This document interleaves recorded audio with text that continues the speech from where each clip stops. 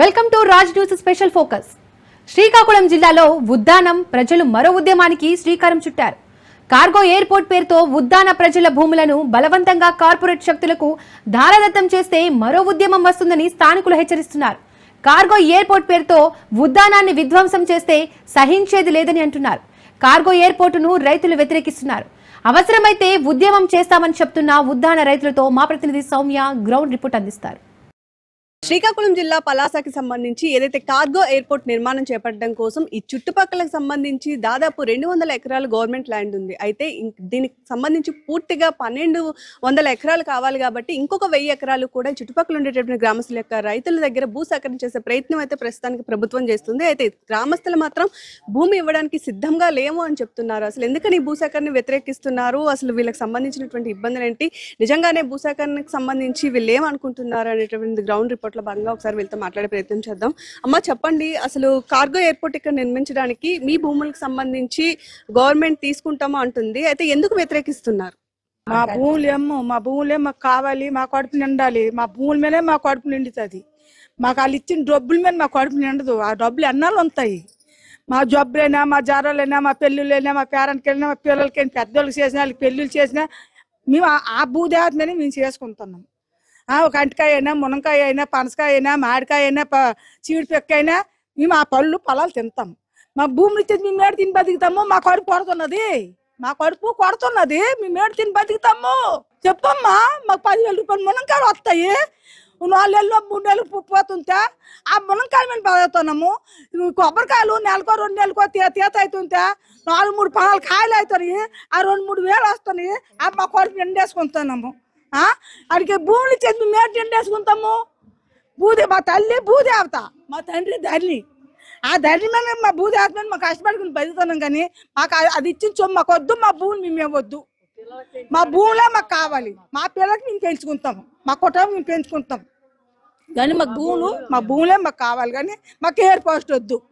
మా భూమే మాకు కావాలి, మాకు ఎయిర్ పోస్ట్ వద్దు. మీరు చెప్పండి, దీనికి సంబంధించి భూసేకరణ చేసినప్పటికీ కూడా దానికి సంబంధించినటువంటి అమౌంట్ ఏదైతే ఉందో అది ఇచ్చిన తర్వాతే భూములను వాళ్ళు తీసుకుంటాం అంటున్నారు కదా, మరి ఎందుకు ఇందులో అభ్యంతరం? వద్దమ్మా, అమౌంట్ మాకు వద్దు, డబ్బు మాకు వద్దు. మా భూములనే మేము ఉంటాం. చూడు, చిన్న కొబ్బరి మాకు ఇస్తాము, అది పెద్దది అవుతుంది. 8 సంవత్సరాలు కష్టపడాలి, 10 సంవత్సరాలు. 10 సంవత్సరాల తర్వాత అది కొబ్బరి చెట్టు కడుపుకి నోరు ఎండితే నీరు ఇస్తుంది, కడుపు మంట గుడ్డు ఇస్తుంది, తర్వాత పొయ్యి కర్రలు ఇస్తుంది, తర్వాత తుడుచుకొని చీపిస్తుంది. అలాంటి కొబ్బరి చెట్లు అన్ని ఇచ్చేసి మేము ఎక్కడికి వెళ్తాము? మేము భూములు మాత్రం ఇమ్మాము. మాకు అభివృద్ధి వద్దు. మా భూములు ఏమైనా ఇప్పుడు ఎలా కష్టపడుకొని తింటానమ్మా, అలాగే తింటామమ్మ. ఆ కళ్ళు మూసుకొని అన్ని మీద కష్టపడతాం. కానీ మాకు అభివృద్ధి వద్దు, మాకు వద్దు. మాకు వద్దమ్మా, మా భూములే మాకు వద్దు కావాలా. మాకు ఎయిర్ పోస్ట్ వద్దు. మాకు ఈ భూములే మాకు. పిల్లలకి అభివృద్ధి జరుగుతుంది ఫ్యూచర్ లో అని చెప్తున్నారు కదమ్మా. అంటే పిల్లలకి అమ్మా ఇప్పుడు వాళ్ళు ఇస్తారు, అభివృద్ధి జరుగుతుంది. డబ్బు ఇస్తారు. డబ్బు ఇస్తే ఒకడు కారు కొంతామన్నాడు, ఒకటి బైక్ కొంతామంటాడు, ఒకటి ఎంజాయ్ చేస్తామంటాడు. అప్పుడు అంటాడు మరి ఇచ్చేది మేమేమిటి అయిపోవాలి? అలా అడుగుతారు. వాళ్ళు ఇచ్చిన సొమ్ము కావాలి వస్తారు అడుగుతారు. మాకు ఇయ్యి అని అడుగుతారు. అడిగాలకి ఆ సొమ్ము ఇచ్చేస్తే మరి మనట్లు మేడు తిని బతుకుతాము. మేము ఏడు తిని బతుకుతాము, ఎక్కడ బెంగరుకొని బతుకుతాము. మేము ఆ చెట్టు ఉంటే కాయ తీసుకుంటాము, ఎక్కడికో ఇచ్చుకుంటాము, ఏదో అమ్ముకుంటాము, తింటాము. మరి మేము మాకు వచ్చింది ఏంటి?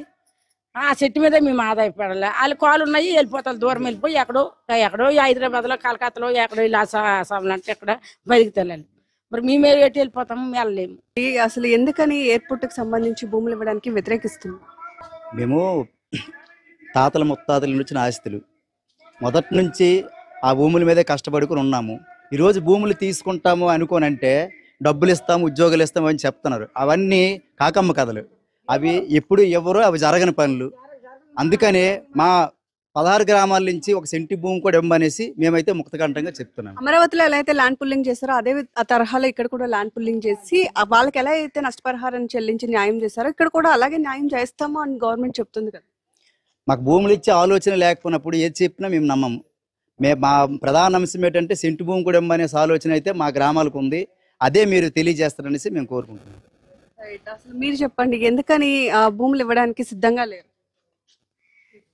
భూములు ఇవ్వడానికి సిద్ధంగా లేరంటే తాతలు ముత్తాతల నుండి దాని మీద మేము ఆధారపడి ఉన్నాం మేడం గారు. ఒకటి, అమరావతి రైతులు ఎందుకు ఈరోజు భూములు ఇచ్చి అభివృద్ధికర 3 పంటలు పండే భూమి అమరావతి రైతులు. చంద్రబాబు నాయుడు అనే వ్యక్తి గ్రాఫిక్స్, అతను ప్రపంచంలో అతిపెద్ద గ్రాఫిక్స్ ఎవరని చంద్రబాబు నాయుడు గారు. ఓకేనా. చంద్రబాబు నాయుడు గారు అమరావతి రైతుల దగ్గర భూసేకరణ చేసి వాళ్ళకి ఉద్యోగాలు ఇస్తామని, వాళ్ళకి 18 సంవత్సరాలు 10 సంవత్సరాలు పింఛన్ ఇస్తామనుకొని చెప్పిన వ్యక్తి ఈరోజు అమరావతి రైతులు ఎందుకు మేడం గారు, నేను తెలియక అడుగుతాను మీకు, మీకు మీడియా మిత్రులకు అడుగుతాను, ఎందుకు రోడ్డు ఎక్కారని నేను మీకు అడుగుతాను, మీరు ఒక సమాధానం చెప్పగలరా? ఎందుకు ఎక్కరు? అతను పెద్ద గ్రాఫిక్స్, అతను ఏవో పెద్ద ఫ్లెక్సీలు పెట్టి సింగపూర్ లాంటి ఐడియాస్. నేను 46 కంట్రీలు తిరిగి వచ్చి మర్చినాలో జాబ్ చేసి ఎక్కడైతే అభివృద్ధి పేరుని అంటాను, కానీ అభివృద్ధి మాకు కావాలి. ఈ పలాస నియోజకవర్గంలో శ్రీకాకుళం జిల్లా ఎయిర్పోర్ట్ మాకు కావాలి. 1850 ఎకరాలు మా ఎక్స్ మినిస్టర్ శ్రీధర్ అప్పలరాజు అన్నయ్య అన్నట్లు 1850 ఎకరాలు నగరంపల్లి పంచాయతీలో ఉంది. అది భూసేకరణ చేయండి. ఎందుకంటే లేదు ఉప్పు సాల్ట్ ల్యాండ్లో మన ఆర్డీఓ గారు అన్నారు, బిడిమొచ్చి సాల్ట్ ల్యాండ్లో ఎయిర్పోర్ట్ కాదు, అభివృద్ధి అది అలాగ అవ్వదు అని అన్నారు. ఎందుకు? గూగుల్లో సెర్చ్ చేయండి, సాల్ట్ ల్యాండ్లో ఎన్ని ఎయిర్పోర్ట్లు ఉన్నాయి ఇండియాలో, 6 కంట్రీలో గూగుల్లో సెర్చ్ చేయండి. ఎందుకు లేవు? భారతదేశంలో ఉన్నాయి, 4-5 దగ్గరలో ఉన్నాయి. ఇక్కడ లక్షద్వీపులు తీసుకోండి, కచ్చి బూజ్లో తీసుకోండి, సాల్ట్ ల్యాండ్లో ఎయిర్పోర్ట్లు ఉన్నాయి. ఇక్కడ ఎందుకు కాదు? ప్రజలకు మబ్బి పెట్టకండి. ఒకటే గమనిస్తున్నాము, ఇది ఉద్దానంలో మావోయిస్ట్ గల ప్రాంతము. మళ్ళీ ఉద్యమాలు మళ్ళీ తిరుగుబాటు జరిగితే 1969 నుండి రైతాంగ పోరాటం నుండి ఇప్పటి వరకు ఉద్యమాలు ఉన్నాయి. మమేకంగా మాకి ఉద్యమాలు మళ్ళీ తిరుగుబడే అవకాశాలు ఉన్నాయి. సీరియస్గా నేరుగా అక్క గారికి ఒకే మాట్లాడుతాను, అక్క నువ్వంట మా తాతగారు రైతాంగ పోరాటం నుండి పనిచేసే బ్రిటిష్ కాలం నుండి ఇదేనేటి, మీ నాన్నగారు 6 సీట్లు ఎమ్మెల్యేగా అయ్యారు, శివాజీ అన్నయ్య గారు. మీరంటారు మాది గౌత్ ఫ్యామిలీ రైతాంగ కుటుంబం నుండి వచ్చింది అనుకొని మన రుద్రయ్య గారు చెప్పారు, మా పక్క పంచాయతీ రుద్రయ్య గారు అన్నయ్య. గౌతులచ్చ అనే వ్యక్తి అయితే రైతాంగ కుటుంబం నుండి వచ్చినట్లే అయినటువంటి వ్యక్తి అయితే శిరీష్ అక్క ఈరోజు ఈ మాట అందు. రైతుల గురించి ఏం మీరు మాట్లాడుతున్నారు? మొన్న అచ్చెన్నాయుడు గారు అంటున్నారు, వెనకబడింది పలాస, అందుగురిండే నేను ఇస్తాను, లేదంటే నేనే తీసుకున్నాను. చంద్రబాబు నాయుడు తీసుకెళ్ళండి సార్, 3 పంటలు పండుతాయి ఏ నిమ్మాడిలో, సంతబొమ్మలు, కోటబొమ్మలు, పోలాకు మాకు తెలియదు ఏంటి, నేను తిరగపోయిందే ఆ ఏరియా. మీరు తీసుకు అభివృద్ధి చేయండి. మీకు అక్కడ వ్యతిరేక ఏర్పడుతుంది, నెక్స్ట్ నీ ఓడిపోతామన్న సంగతి మాకు తెలుసు. అచ్చెన్నాయుడు గారు నేరుగా మీకు సూట్ ప్రశ్న చెప్తాను. కానీ ఎక్కడైతే మాకు ఎయిర్పోర్ట్ కావాలి, ఈ జిల్లాలో ఈ పలాసలో ఎయిర్పోర్ట్ కావాలి. 1850 ఎకరాల్లో శ్రీధర్ అప్పలరాజు అన్నయ్య అన్నట్లు అక్కడ ల్యాండ్ సర్వే చేయండి. అభివృద్ధికి మాకు కావాలని సీరియస్గా నేరుగా ప్రశ్న అడుగుతాను. అక్క అభివృద్ధికి కావాలి. మీరు చెప్పండి, అసలు మొత్తం ఈ ఎయిర్పోర్ట్ కి సంబంధించి ఇక్కడ గవర్నమెంట్ ల్యాండ్స్ వదిలేసి ఒకవేళ మిగతా 1000 ఎకరాలు కూడా ఎన్ని గ్రామాలకు సంబంధించినవి ఉన్నాయి? అసలు గ్రామస్తుల యొక్క అభిప్రాయం ఏంటి? మాది ఉద్దాన ప్రాంతంలో కనుక చూసుకున్నట్లయితే రాంపురం పంచాయతీ ఈ కార్గో ఎయిర్పోర్టు ప్రభావిత ప్రాంతాలుగా చూసుకుంటే 2 మండలాలు, ఒకటి వజ్రపుకొత్తూరు మండలం, రెండవది మన్సా మండలం. ఇందులో మన్సా మండలంలో రాంపురం పంచాయతీ, బేతాలపురం పంచాయతీలో 2 రెవెన్యూ విలేజ్లు, వజ్రపుకొత్తూరు మండలంలో చీపురుపల్లి పంచాయతీ, మెట్టూరు పంచాయతీలో 2 రెవెన్యూ విలేజ్లు, 4 రెవెన్యూ విలేజ్ల పరిధిలో సుమారుగా 16 గ్రామాలు ఈ కార్గో ఎయిర్పోర్టు ప్రభావిత ప్రాంతంలోకి వస్తున్నాయి. ఇందులో రైతుల దగ్గర ఉన్నటువంటి జరాయితీ ల్యాండ్ ఏదైతే ఉందో అది సుమారుగా 1490 ఎకరాలు అనేది రైతులు ఆధీనంలో ఉన్నటువంటి, రైతులు సంవత్సరానికి 2 లేక 3 పంటలు పండించుకున్నటువంటి పచ్చని సాగు చేసినటువంటి ల్యాండ్. దీనిని ఈరోజు మీరు అభివృద్ధి పేరుతో, కార్గో ఎయిర్పోర్ట్ పేరుతో రైతుల దగ్గర నుంచి బలవంతపు భూసేకరణ అనేది చేస్తున్నారు. ఇలా గనుక జరిగినట్లయితే దీని యొక్క పర్యవసానం అనేది రానున్న రోజుల్లోనే మీకు తగిన శాస్తి అనేది కలుగుతుందని నేను తెలియజేస్తూ ఉన్నాను. ఉద్యోగ కల్పన కల్పిస్తాము, అదేవిధంగా అభివృద్ధి కూడా జరుగుతుంది. ఎవరైతే యూత్ ఉన్నారో ఇక్కడ ముఖ్యంగా వలస వెళ్లే వాళ్ళని ఎక్కువ చూస్తాం ఈ ఉద్దాన ప్రాంతంలో. మరి అలాంటప్పుడు కార్గో ఎయిర్పోర్ట్ వస్తే వలస వెళ్ళడం తగ్గుతుందని కూడా చెప్తున్నారు కదా, దీని మీద ఏమంటారు? ప్రధానంగా ఇక్కడ ఉండేటటువంటి ఈ కార్గో ఎయిర్పోర్ట్ అనేది ఏదో డెవలప్మెంట్కి మీన్స్ సిటీకి దగ్గరలో కానీ అనేది ఎక్కడ జరగట్లేదు. అలా అనేది పారిశ్రామిక ప్రాంతం కూడా కాదు. ఇది సీషోర్కు నియరెస్ట్ ఉన్నటువంటి ప్లేస్, సుమారుగా 1/2 కిలోమీటర్ డిస్టెన్స్లో ఉన్నటువంటి సీషోర్. ఇక్కడ మహా అయితే ఏం జరుగుతుంది, అభివృద్ధి అనేది చేస్తామని అంటున్నారు, ఉద్యోగాలు ఇస్తామంటున్నారు. ఇక్కడ వచ్చినటువంటి ఉద్యోగాలు ఏంటి అని మేము సూటిగా ప్రశ్నిస్తున్నాం. ఇస్తే ఇది ఏమైనా డొమెస్టిక్ ఎయిర్పోర్టా? పోనీ అలాంటి ఎయిర్పోర్ట్లో అయితే మీరు అనుకున్నట్లుగా కొద్దో గొప్ప ఉద్యోగాలు ఉంటాయి. ఇది జరుగుతున్నటువంటిది ఏంటంటే మూలపేటలో ఏర్పడుతున్నటువంటి ఏదైతే సీ పోర్ట్ ఉందో ఆ పోర్టుకు అనుసంధానంగా ఏర్పడినటువంటి ఈ కార్గో ఎయిర్పోర్టు.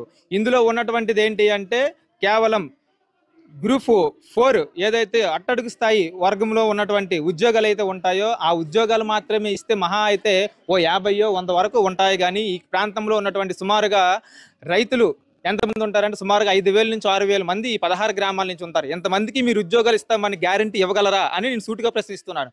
అలాగే ఇక్కడ కనుక ఉద్యోగాలు ఇచ్చినటువంటి ఇది కానీ నేను పూర్తిగా లేదనే నమ్ముతున్నాను. ఎందుకంటే ఈ రోజు అమరావతిలో ఆ రైతులకి ఎన్నో హామీలు ఇచ్చారు, ఎన్నో రకాలుగా మభ్య పెట్టారు. వాళ్ళ దగ్గర ఈ రోజు తీసుకున్నారు. అక్కడ వాళ్ళకి డెవలప్మెంట్ పేరుతో వాళ్ళ దగ్గర ఉన్న ల్యాండ్ని తీసుకున్నారు. ఈ రోజు వరకు కూడా వాళ్ళకి అన్యాయమే జరుగుంది, న్యాయం అనేది జరగలేదు. అలాంటి అన్యాయమే మాకు జరుగుతుంది అనేదే మేము ప్రధానంగా నమ్ముతున్నటువంటి బలం. ఇక్కడే ఎందుకు ల్యాండ్ సేకరించాలని గవర్నమెంట్ అనుకుంది? దానికోసం మీకు ఏమైనా తెలుసు? ఇక్కడే ల్యాండ్ ఎందుకు సేకరించింది అని అనుకుంటే, ఇక్కడ ఉన్నటువంటి ఈ ల్యాండ్ ఏదైతే ఈ 1490 ఎకరాలు ఏదైతే ఉందో ప్రభుత్వానికి అవసరమని సూచించినటువంటి ల్యాండ్, దాని కనుక ప్రభుత్వాలు కనుక తీసుకున్నట్లయితే దీనికి ఆనుకొని ఉండి సుమారుగా ఒక 400 ఎకరాలు ఫారెస్ట్ ల్యాండ్ ఉంది.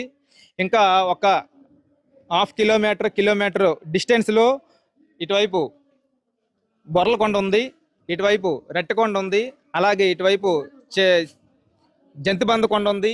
ఇలా ఈ ప్రాంతానికి ఆనుకొని సుమారుగా 5 లేక 6 ప్రభుత్వానికి సంబంధించినటువంటి కొండలు ఉన్నాయి.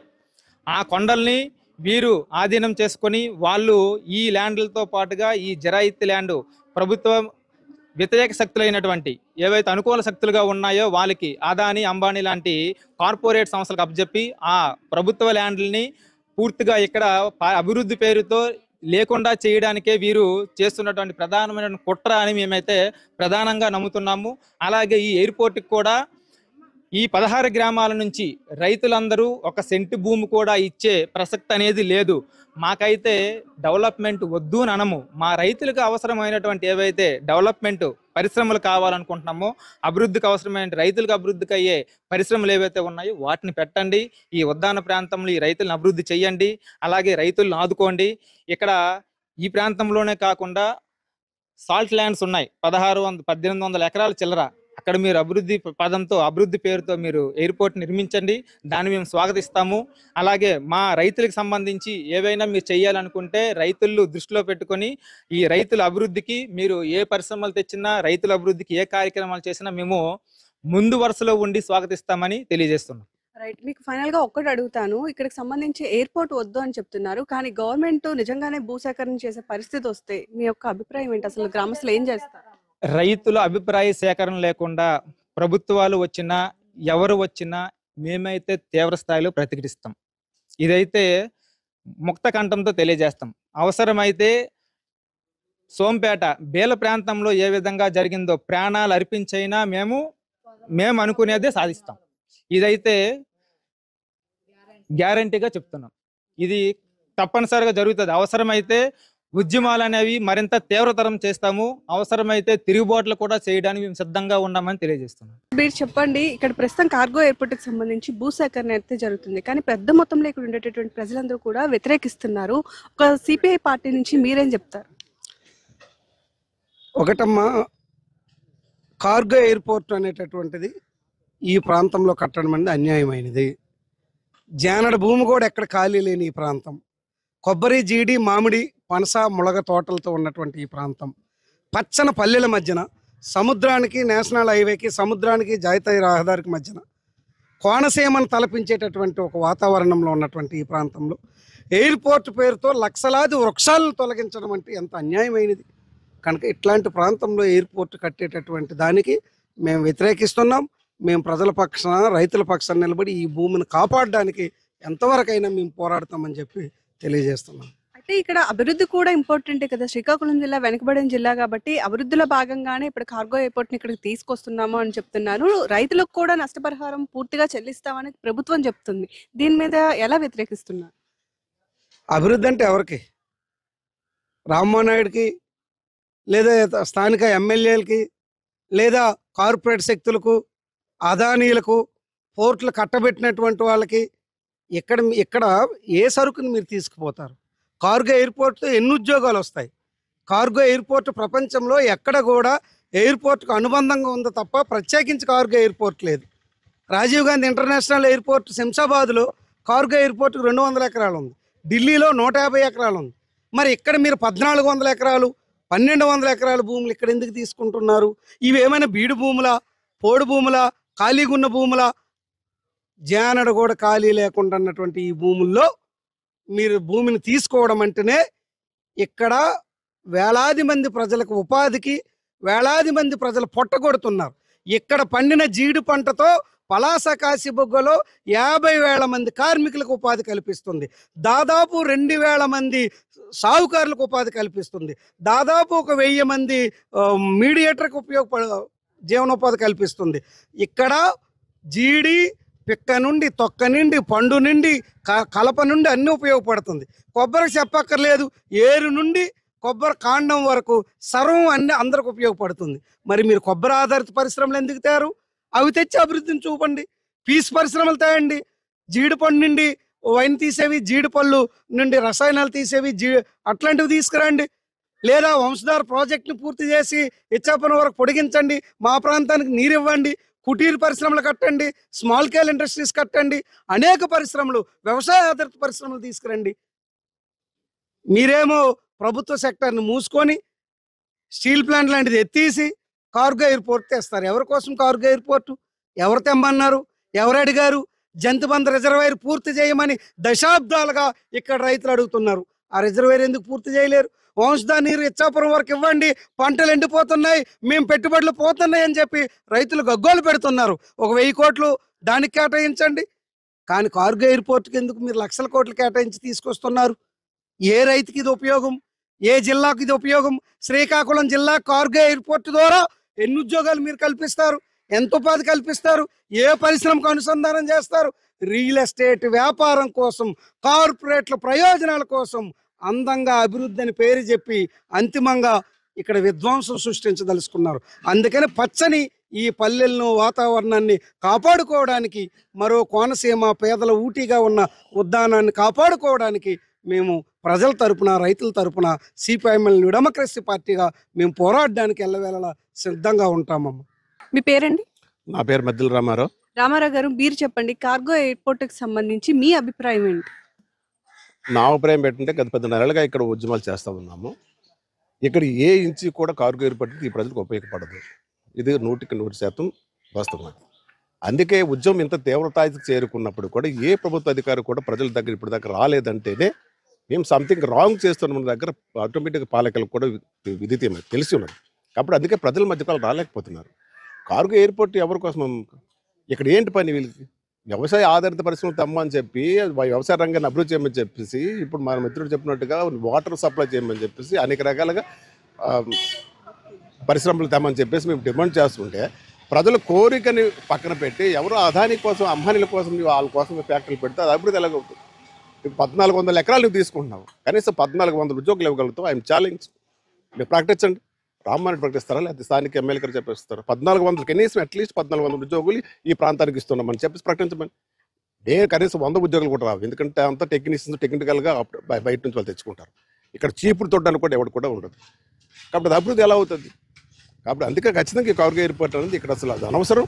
ఏదైతే కార్గో ఎయిర్పోర్ట్ కూడా మేము వద్దనట్లా. ఇప్పుడు మాకు పలాస బెండు అనేది 600 ఎకరాలు ఉంది. అలాగే ఇదే నియోజకవర్గంలో బెండు దగ్గర 1800 ఎకరాలు ఉంది. కట్టండి. అభివృద్ధి నిరోధకం కాదు కదా.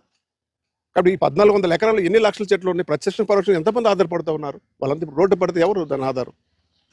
అందుకే ఖచ్చితంగా కార్గో ఎయిర్పోర్ట్ అనేది ఇక్కడ అనవసరం. ప్రజల దగ్గర ఒప్పుకోవట్లేదు. ఖచ్చితంగా కార్గో దానికి నిజంగా నిర్మించగలిగితే, మరీ ముందుకు రాగలిగితే ఖచ్చితంగా ప్రజల పక్షాలు మేము ముందు నిలబడి ప్రాణాలపైన సిద్ధపడతామని చెప్పేసి మరొక సోంపేట ఉద్యమంలో మరొక ప్రాణాలు ఉన్నాయి. ఇక్కడ కూడా ఆ స్థితికి కూడా వచ్చినప్పుడు మేము దానికి కూడా సిద్ధంగా ఉన్నాం. సార్, మీ పేరు? నా పేరు నల్ల పరశురాం, ఎం గంగువాడ. గంగువాడ అంటే ఇప్పుడు ఈ ఉద్యాన ప్రాంతానికి సంబంధించి ఏవైతే దాదాపు 2 మండలాలు ఉన్నాయో, 2 మండలాల దగ్గర నుంచి కూడా భూసేకరణ అనేది జరుగుతుంది కార్గో ఎయిర్పోర్ట్కి సంబంధించి. అసలు ఈ 2 మండలాలకు సంబంధించి ఎన్ని గ్రామాలు ఉన్నాయి, ఎంతమంది రైతులు ఉన్నారు, ఎంతమంది జనాభా ఉన్నారు, ఆ లెక్కలు ఏమైనా చెప్తారా? అమ్మ, ఇది వజ్రపు కొత్తూరు మనసా మండలము 2 మండలాలకి సంబంధించిన 16 గ్రామాలు.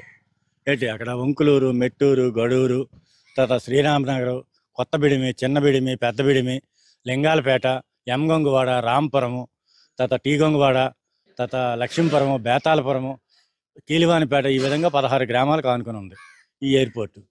దీని మీదే రైతాంగము మొత్తం ఏమి లేదన్న 1,400 ఎకరాలు దీనికి ప్రభుత్వం వారు అంచనా నమోదు లిస్టును పంపించారు. సర్వే నెంబర్లతో సహా దాని తాలూకా మెమోరాండం కూడా మా దగ్గర ఆధారాలతో సహా ఉన్నాయి. ఆర్డీఓ గారు కానీ, ఎంఆర్ఓ గారు కానీ, సర్వేరు కానీ మాకు వచ్చి అయ్యా మీ తాలూ భూములు ఎయిర్పోర్ట్కి ఇది ప్రభుత్వం గారు ప్రకటించారు, ఇగో మీ భూములు కొలుస్తున్నాం, ఎయిర్పోర్ట్ విషయంలో ఇవన్నీ చేస్తామని ఏ రైతులతోటి కానీ ఏ ప్రజలతోటి కానీ సంప్రదింపులు చేయకుండా వారంతటా వాళ్ళే వచ్చి కార్ల మీద వచ్చేసి ఎవరితాలు ప్రమేయం లేకుండా వాళ్ళ నిర్ణయాలు తీసుకొని ప్రకటన చేశారు. ఆ ప్రకటన చేసిన తెల్లవారు నుంచి ఇవాళ 10 మాసాలైంది ఏకదాటిగా నిరంతరం పోరాటం చేస్తూనే ఉన్నాం. ఏదో విధంగా వామపక్షాల సహకారంతో, రైతు సంఘాల సహకారంతో అనుదినము ప్రతి విషయంలోన పోరాటాన్ని సాగిస్తూనే ఉన్నాం. ఒకనొకప్పుడు తితిలీ టైంలోన మన నారా చంద్రబాబు నాయుడు గారు కానీ, నారా లోకేష్ గారు అని ఈ మండలాల్లో తితిలి అనంతరం వచ్చి పర్యటించి ఈ మన్సా ఉద్యానాన్ని దత్తత తీసుకుంటున్నామని కూడా ప్రకటించారు. దత్తత తీసుకోవడం ఇదేనా? కార్గో ఎయిర్పోర్ట్ని తీసుకొని ధ్వంసం చేయడానికని దత్తత తీసుకోవడమా? ఇలాంటి నిర్ణయాలు తీసుకోవడము ఈ రైతాంగానికి బాధ పెట్టడం ఇది మంచిది కాదని రైతాంగం తరపు నుంచి రైతుగా నేను హెచ్చరిస్తున్నాను. రైట్, మీ భూములు కూడా ఇందులో ఉన్నాయి కాబట్టి అసలు మీకు సంబంధించి ఎంత భూమి ఇందులో ఉంది? నాకు సంబంధించి 8 ఎకరాల పైన దగ్గర 10 ఎకరాల లోపు ఉందమ్మా.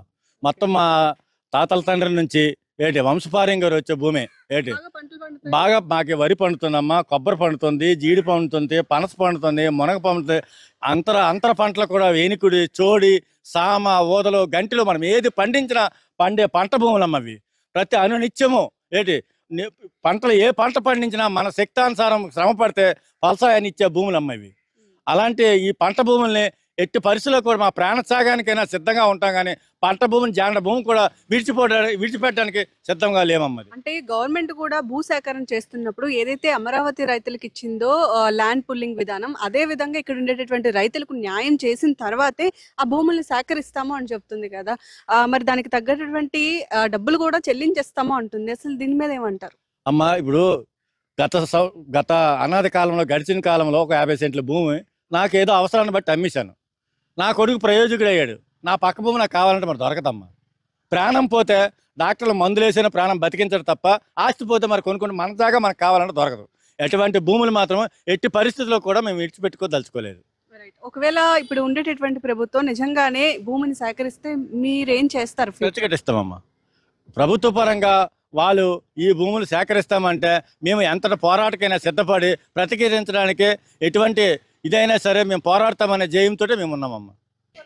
వింటున్నారు కదా, ప్రస్తుతం పచ్చని ఉద్యానవనంలో ఉన్నాము. అయితే ఇక్కడ మాత్రం కార్గో ఎయిర్పోర్ట్ కి సంబంధించి ఇప్పటి వరకు కూడా ఏదైతే ప్రభుత్వం అడుగులేస్తుందో భూసేకరణకు సంబంధించి, దానికి మాత్రం రైతులు సిద్ధంగా లేము అని చెప్తున్నారు. వీళ్ళ యొక్క ప్రమేయం లేకుండా, వీళ్ళకి ముందుగా కనీసం ఇన్ఫర్మేషన్ కూడా ఇవ్వకుండా ప్రస్తుతానికి ప్రభుత్వం ఇదంతా చేస్తుంది అని అంటున్నారు. అయితే భూమి పోతే మళ్ళీ తీసుకోవడం కష్టం. అదే ఎంత మీరు విలువ కట్టి డబ్బులు ఇచ్చినా సరే అవి కొన్ని రోజులు మాత్రమే ఉంటాయి. కన్న పిల్లల కంటే ఎక్కువగా మేము ఈ భూమిని చూసుకుంటాము. ఈ భూమి నుంచి వచ్చే పంటలే మాకు జీవనాధారం కాబట్టి ఈ భూములను ఖచ్చితంగా మేము ఇచ్చే ప్రసక్తే లేదు అని చెప్తున్నారు. నిజంగానే ప్రభుత్వం ముందుకు వచ్చి భూసేకరణ చేసినట్లయితే మళ్ళీ ఇంకొక ఉద్యమాలను మళ్ళీ ఉద్యానవనంలో చూస్తారు. మా ప్రాణాలను సైతం అర్పించడానికి మేము సిద్ధంగా ఉన్నాము అని చెప్పి ఇక్కడ ఉండేటువంటి ప్రజలు మాత్రం చెప్తున్నటువంటి పరిస్థితి కనపడుతుంది. ఓటు స్టూడియో స్పెషల్ ఫోకస్ లో షార్ట్ బ్రేక్ తీసుకుందాం.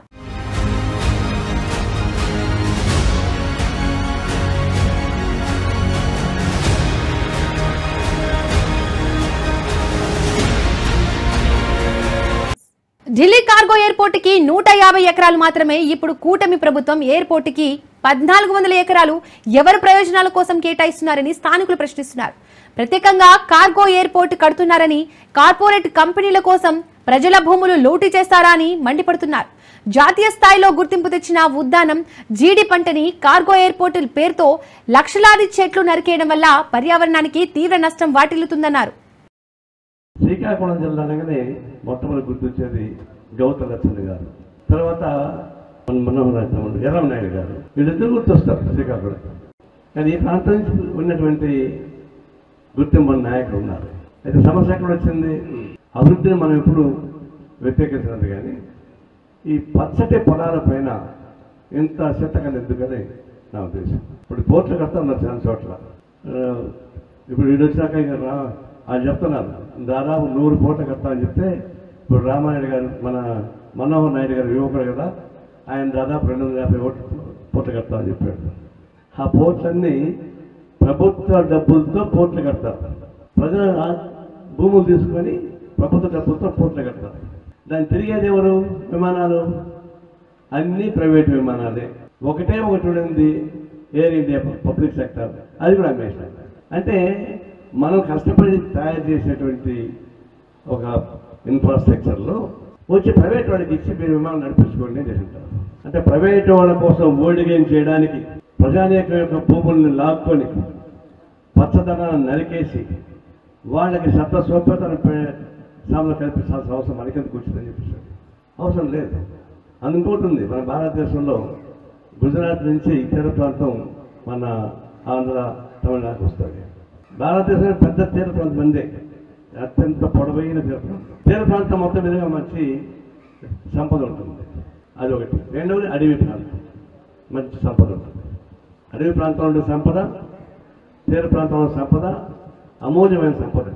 దీనిపైన కార్పొరేట్ కంపెనీస్ కనుబడింది.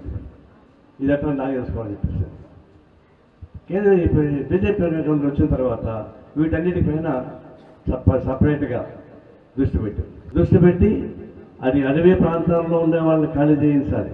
ఎవరు ఖాళీ చేయించాలి? గిరిజనులు ఖాళీ చేయించాలి. ఇప్పుడు మనం చెప్పేది ఒకటే, ఈ భూమి పైన నూకలు చల్లాలంటే మీకు ఈ భూమి పైన మీకు పగ ఉంటే నూకలు చెల్లుతాయి. ఇంకో మార్గం లేదు.